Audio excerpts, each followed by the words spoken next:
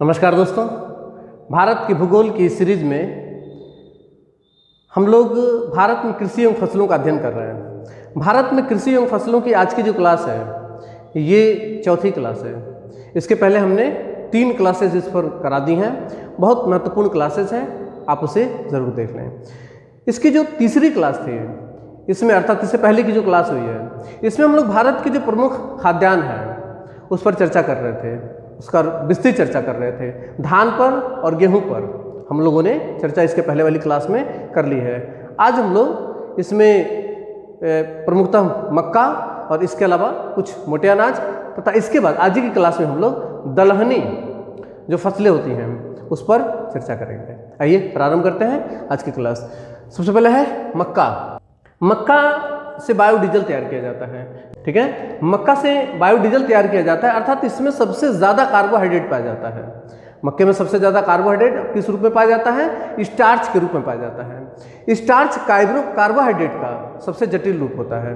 Carbohydrate का जटिल रूप स्टार्च होता है। स्टार्च के रूप में मक्के में 80% कार्बोहाइड्रेट इसमें पाया जाता है, ठीक है ना। पहला पॉइंट है कि मक्का में 80% कार्बोहाइड्रेट किस रूप में? स्टार्च के रूप में। किस रूप में पाया जाता है? स्टार्च के रूप में। पूछा जा सकता है, ठीक है ना, कि मक्का में जो कार्बोहाइड्रेट है किस रूप में पाया जाता है? किस रूप में? स्टार्च के रूप में पाया जाता है। बायोडीजल बनाने में इसका उपयोग किया जाता है, ठीक है ना। ऐसे बायोडीजल भी बनाया जा सकता है। अगला है कि मक्का में जेन नामक प्रोटीन पाया जाता है। कौन सा प्रोटीन? जेन नामक प्रोटीन पाया जाता है, ठीक है। इसके अलावा यह एक C4 पौधा है। C4 का क्या मतलब होता है? पौधे प्रकाश संश्लेषण की प्रक्रिया से अपना भोजन तैयार करते हैं, कार्बन डाइऑक्साइड लेते हैं और ऑक्सीजन छोड़ते हैं। लेकिन जो C4 पौधे होते हैं, C4 पौधे, ये प्रकाश संश्लेषण की प्रक्रिया में, अर्थात प्रकाश संश्लेषण के दौरान ऑक्सैलो एसीटेट बनाते हैं। ये लिख लीजिएगा, C4 पौधे वह पौधे होते हैं जो प्रकाश संश्लेषण की प्रक्रिया में ऑक्सैलो एसीटेट बनाते हैं, ठीक है ना। इसमें प्रमुखतः मक्का और गन्ना भी आता है। गन्ना भी C4 पौधा है और मक्का भी एक C4 पौधा है। इसके अलावा जो मक्का होता है ये उभयलिंगी पौधा होता है। उभयलिंगी से क्या तात्पर्य है कि एक ही पौधे पर जो एक ही पौधा होगा, अर्थात मक्का का जो एक ही पौधा होगा, ठीक है ना, इसमें एक ही पौधे पे नर और मादा दोनों फूल आते हैं। नर और मादा इस पर दोनों फूल आते हैं, इसी वजह से इसको क्या कहा जाता है? उभयलिंगी कहा जाता है। इसके अलावा यह शीतोष्ण जलवायु का पौधा है। शीतोष्ण जलवायु का मैंने बताया था, जैसे जो गेहूं है वो भी शीतोष्ण जलवायु का पौधा है, तो मक्का भी एक शीतोष्ण जलवायु का पौधा है।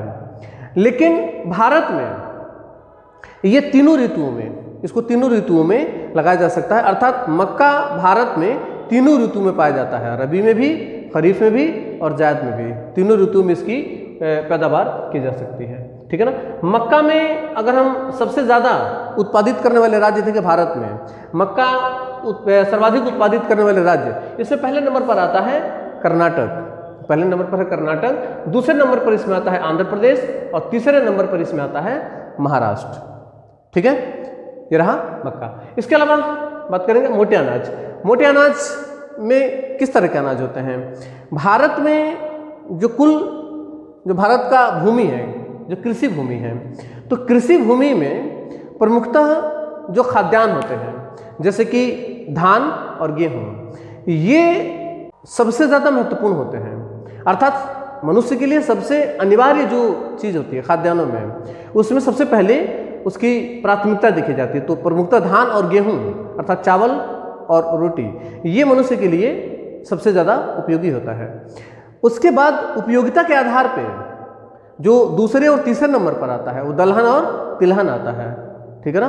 तथा चौथे नंबर पर जो वस्तुएं आती हैं, जो फसलें आती हैं, अर्थात जो अनाज आता है, उन्हें मोटे अनाज कहा जाता है, ठीक है ना। मोटे अनाज से बहुत बार हम लोग ये समझ लेते हैं कि जिसके दाने मोटे मोटे होंगे उसे मोटे अनाज कहा जाएगा। ऐसा बिल्कुल नहीं है। मोटे अनाज में क्या क्या आता है? इसके अंतर्गत जव आता है, इसके अंतर्गत बाजरा आता है, इसके अंतर्गत ज्वार आता है, ठीक है ना। इसके अंतर्गत ज्वार, बाजरा, मक्का, इस तरीके की जो फसलें हैं ये मोटे अनाज के अंतर्गत आती हैं। अर्थात इनकी उपयोगिता के आधार पर ये चौथे स्थान पर आती हैं। सबसे पहले खाद्यान्न अर्थात अनाज, जिसमें कि प्रमुख खाद्यान्न धान गेहूँ, इसके बाद इसमें दलहन तिलहन ये चीज़ें आती हैं, और चौथे नंबर पर उपयोगिता के आधार पर जो अनाज आते हैं या जो फसलें आती हैं उसे हम मोटे अनाज के तौर पर रखते हैं, जिसमें मैंने बताया कि प्रमुखतः जौ, बाजरा, ज्वार और मक्का इसके अंतर्गत आते हैं। बाजरा जो होता है सबसे अधिक सूखा सहने की क्षमता रखता है।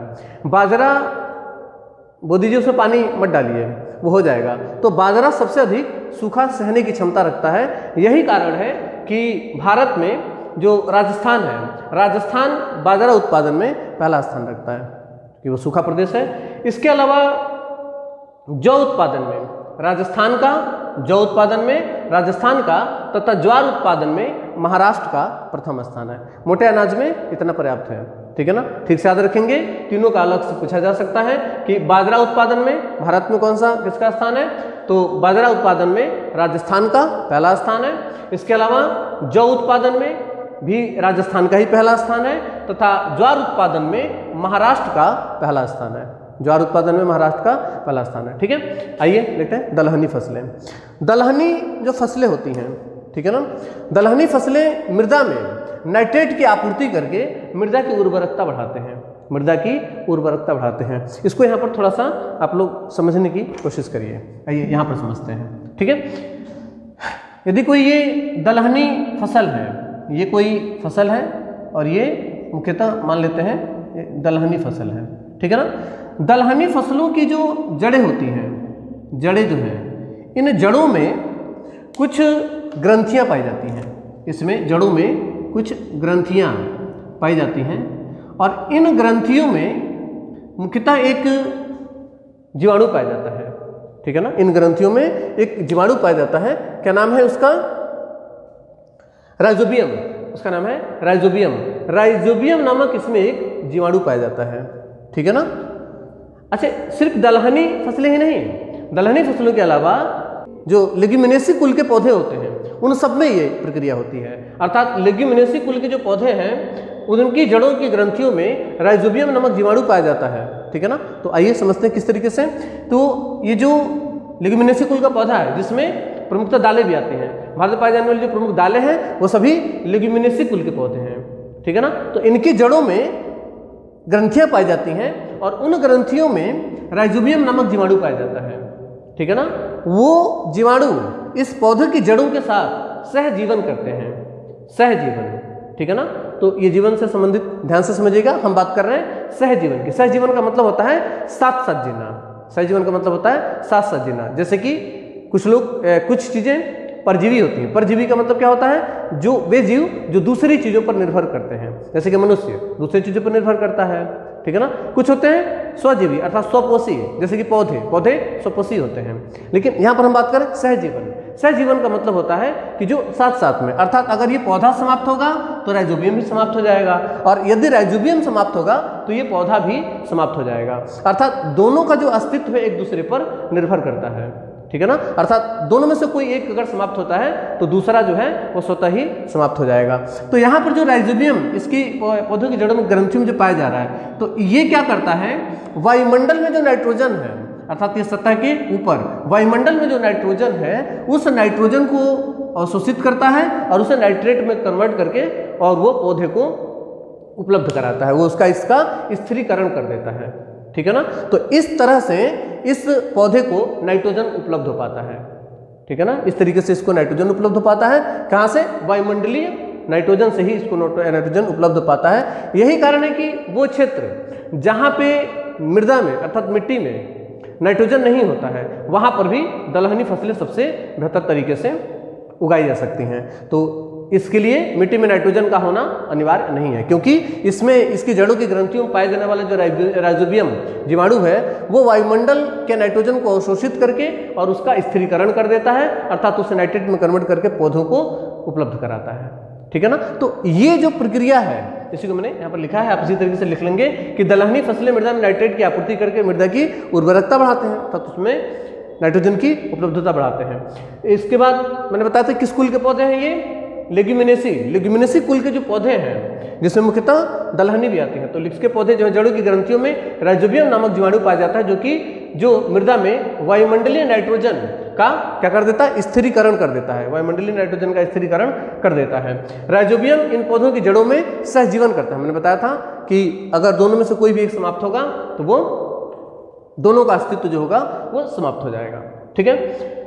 दलहनी फसलें जो होती हैं ये फसल चक्र के लिए सबसे अधिक महत्वपूर्ण होती हैं। दलहनी फसलें फसल चक्र के लिए सबसे अधिक महत्वपूर्ण होती हैं। मैंने बताया था कि भारत में जो खरीफ की फसल है अर्थात धान जो है, तो धान जो होता है इसकी भी जड़ें जो हैं, इसकी जो जड़ें होती हैं ये भी छोटी होती हैं। ये धान की फसल है, ठीक है ना, और इसकी जो जड़ें हैं ये भी छोटी होती हैं। इसके कटने के बाद शीत ऋतु आता है और शीत ऋतु में हम लोग क्या करते हैं, यहाँ पर गेहूं लगा देते हैं और उसकी जड़ें भी छोटी होती हैं।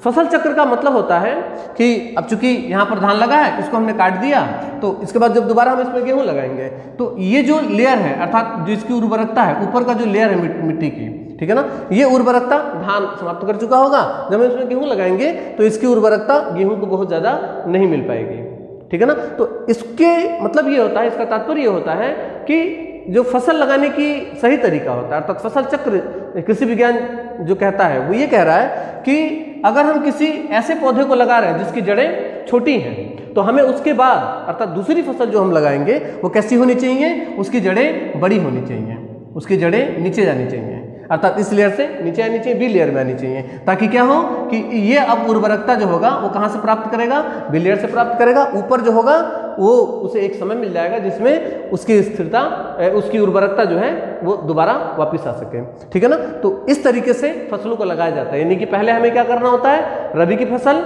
या फिर खरीफ की फसल, उसके बीच में हमें दलहन लगाना होता है, उसके बीच में दलहन अगर हम लगाते हैं तो इस तरीके से एक फसल चक्र जो है पूर्णतः पूरा हो पाता है, ठीक है ना। तो इसमें फसल चक्र में एक महत्वपूर्ण भूमिका निभाता है अर्थात खरीफ की फसल के बाद हमें क्या लगाना होता है, दालें लगाना होता है और उसके बाद से दोबारा अगर हम रबी की फसल लगाते हैं तो फसल चक्र में इसकी जो महत्ता है वो सबसे ज़्यादा बढ़ जाती है, ठीक है। अगला है कि दलहनी जो फसलें होती हैं, दलहनी फसलें, इन सबके उत्पादन में जो भी दलहनी फसलें हैं उसमें सबसे ज़्यादा जो अग्रणी राज्य है मध्य प्रदेश है अर्थात दलहन उत्पादन में मध्य प्रदेश का प्रथम स्थान है। दलहन उत्पादन में मध्य प्रदेश का प्रथम स्थान है, लिखते जाइएगा।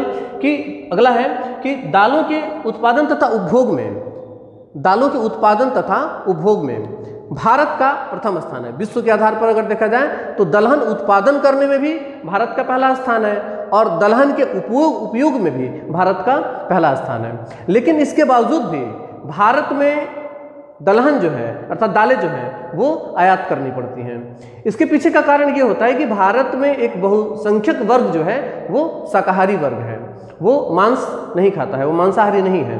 तो इस वजह से उसके प्रोटीन की जो पूर्णता है वो अपने प्रोटीन को पूर्ण करने के लिए वो दालों का उपयोग करता है। इस वजह से भारत में दालों की जो खपत है वो ज़्यादा हो जाती है और यही कारण है कि भारत में दलहन विश्व में सबसे अधिक उत्पादित करता है। क्योंकि खपत अधिक होने के कारण इसे उपभोग भी यहाँ पर सबसे ज़्यादा कर रहा है और उसकी वजह से उसे आयात भी करना पड़ रहा है। आप इसी तरीके से इसको लिख लेंगे, ठीक है ना, कि दालों के उत्पादन में तथा उपभोग में, उत्पादन में भी और उपभोग में भी भारत का प्रथम स्थान है। मैंने कारण बताया क्योंकि यहाँ पर शाकाहारी लोग ज़्यादा हैं जो मांस का उपयोग नहीं कर सकते, उनमें प्रोटीन का उत्पाद, प्रोटीन की जो खपत है या प्रोटीन की जो पूर्ति है वो दालों से पूरा करते हैं। इस वजह से यहाँ पर दालों का उपभोग जो होता है वो ज़्यादा हो जाता है। दोनों मामलों में, उत्पादन में भी और उपभोग में भी, दोनों मामलों में ये पहला स्थान रखता है भारत, ठीक है ना। अगला है कि दलहनी फसलों में सबसे ज़्यादा प्रोटीन, जो भी दलहनी फसलें हैं जैसे कि मसूर, चना, अरहर, सभी, तो सभी प्रकार की जो दलहनी फसलें हैं उन सब में सबसे ज़्यादा प्रोटीन जो है वो किसके अंतर्गत पाया जाता है, सोयाबीन में पाया जाता है। सोयाबीन जो है ये दलहन के अंतर्गत भी आता है, तिलहन के अंतर्गत भी आता है, ठीक है ना। तो सोयाबीन में लगभग 40% प्रोटीन पाया जाता है, 40% प्रोटीन पाया जाता है और 20% जो है वो तेल पाया जाता है। जीवन अर्थात शरीर को स्वस्थ रहने के लिए, शरीर को जीवित रहने के लिए 3 चीज़ों की मुख्यतः आवश्यकता होती है। किन किन चीज़ों की? प्रोटीन, उसके अलावा वसा और कार्बोहाइड्रेट, ठीक है ना। तो सोयाबीन में ये तीनों चीज़ें प्रचुर मात्रा में पाई जाती हैं, ठीक है ना। आप जब उसमें प्रोटीन है, इसके अलावा इसमें वसा भी है अर्थात 20% इसमें तेल है। तेल निकाल लेंगे, जो बचेगा उसे कार्बोहाइड्रेट मिलता है, ठीक है ना। तो इस तरीके से इसमें लगभग तीनों चीज़ें पाई जाती हैं। तो दलहनी में सबसे महत्वपूर्ण सोयाबीन। इसके बाद अगला है कि भारत में कृषि उत्पादों में सबसे अधिक आयात जो हमें मंगाना पड़ता है, कृषि जो उत्पाद है उसमें जो भारत में सबसे अधिक मंगाना पड़ता है, मैंने बताया था कि वो दालों को मंगाना पड़ता है। क्यों मंगाना पड़ता है? क्योंकि उसकी खपत भी यहाँ पर ज़्यादा है। उत्पादन तो है ही ज़्यादा, लेकिन इसके अलावा खपत ज़्यादा होने की वजह से इसे हमें बाहर से मंगाना भी पड़ता है, ठीक है ना। विश्व में अगर हम सोयाबीन की बात करें, विश्व में सोयाबीन का सर्वाधिक जो उत्पादन होता है वो कहाँ होता है? अमेरिका में। दूसरे नंबर पर ब्राज़ील। अमेरिका और ब्राज़ील में सोयाबीन का सबसे अधिक उत्पादन होता है। भारत में अगर हम दलहनी फसलों की बात करें, भारत में दलहनी फसलों की, तो उसका सबसे अधिक उत्पादन, उनमें सबसे अधिक उत्पादन सोयाबीन का होता है। अर्थात सभी प्रकार की जो दलहनी फसलें हैं उनमें भारत में सबसे अधिक सोयाबीन लगाया जाता है। सोयाबीन उत्पादन में मध्य प्रदेश का प्रथम स्थान है। यही कारण है कि मध्य प्रदेश को सोया प्रदेश भी कहा जाता है। मध्य प्रदेश को सोया प्रदेश, आगे मैंने कहीं लिखा होगा, ठीक है ना। अगर हम प्रमुख दलहनी फसलों की बात करें तो मैंने कहा कि दालें जो होती है भारत में तीनों ऋतुओं में पाई जाती हैं, जिसमें अरहर, चना, मटर और मसूर। अरहर, चना, मटर और मसूर जो है ये रबी की फसल अर्थात शीत ऋतु में लगाई जाती हैं। इसके अलावा सोयाबीन, मूंग, उड़द और लोबिया, सोयाबीन, मूंग, उड़द और लोबिया जो है ये खरीफ की फसल के अंतर्गत आती हैं, जो कि ग्रीष्मकाल में लगाई जाती है। इसके अलावा सोयाबीन और मूंग, उड़द, सोयाबीन, मूंग और उड़द जो है ये जायद के अंतर्गत भी आ जाता है, ठीक है ना। तो भारत में तीनों ऋतुओं में दालें लगाई जाती हैं, क्योंकि मैंने बताया था कि खपत इसकी इतनी ज़्यादा होती है कि हमें इसे बाहर से मंगाना पड़ता है, इस वजह से इसे लगभग हम लोग तीनों ऋतुओं में लगा लेते हैं, ठीक है। ये रहा भारत की जो प्रमुख दलहन है। दलहन की फसलवार, दलहन की जो फसलवार उत्पादन में राज्यों का क्रम, दलहन के उत्पादन में फसलवार अर्थात अलग अलग फसलों के आधार पर इसका हम लोग वो देखेंगे कि किस क्रम में ये सबसे अधिक राज्य में हो रहा है। समग्र दलहन अर्थात सवाल बिल्कुल सिंपल तरीके से पूछा जाए कि भारत में सबसे अधिक दालें किस प्रदेश में होती हैं, या दलहन उत्पादन में भारत में सर्वप्रथम राज्य, प्रथम स्थान किस राज्य का है, तो किस राज्य का होगा? मध्य प्रदेश का। सबसे अधिक दलहन जो है अर्थात सभी दालों के हिसाब से अगर देखा जाए तो मध्य प्रदेश पहले स्थान पर है। अगर अलग अलग कर दिया जाए तो सोयाबीन में मध्य प्रदेश पहला स्थान रखता है, सोयाबीन में मध्य प्रदेश पहला स्थान रखता है, और इसी वजह से इसको क्या कहा जाता है? सोया प्रदेश भी कहा जाता है। अगला है चना। चना में भी मध्य प्रदेश का पहला स्थान है। इसके अलावा अरहर, अरहर में महाराष्ट्र का प्रथम स्थान है। अच्छा, अरहर को तुर की दाल भी कहा जाता है, तुर भी, ये सवाल पूछा गया है। अरहर की दाल को ही क्या बोला जाता है? तुर, ठीक है ना, ये लिख लीजिएगा। तो अरहर अर्थात तुर भारत में सबसे अधिक महाराष्ट्र में होता है। इसके अलावा मसूर, मसूर की जो दाल है वो उत्तर प्रदेश में सबसे अधिक होता है। ये रहा राज्यवार आंकड़े, इसी तरीके से आप लोग इसको लिख लीजिएगा। इसके अलावा कुछ दालों की प्रजाति है, दालों की प्रजाति, इसमें पूछा जाता है कि सबसे जो उत्तम किस्म की प्रजाति है वो कौन सी है, इसको देख लेते हैं। आसा जो अरहर है, आसा, तो ये अरहर की सबसे अच्छी प्रजाति मानी जाती है। आसा अरहर, अरहर की सबसे अच्छी प्रजाति। सम्राट जो है ये चने की सबसे अच्छी प्रजाति मानी जाती है। सम्राट चने की सबसे अच्छी प्रजाति, तथा गरिमा मसूर की सबसे अच्छी प्रजाति मानी जाती है।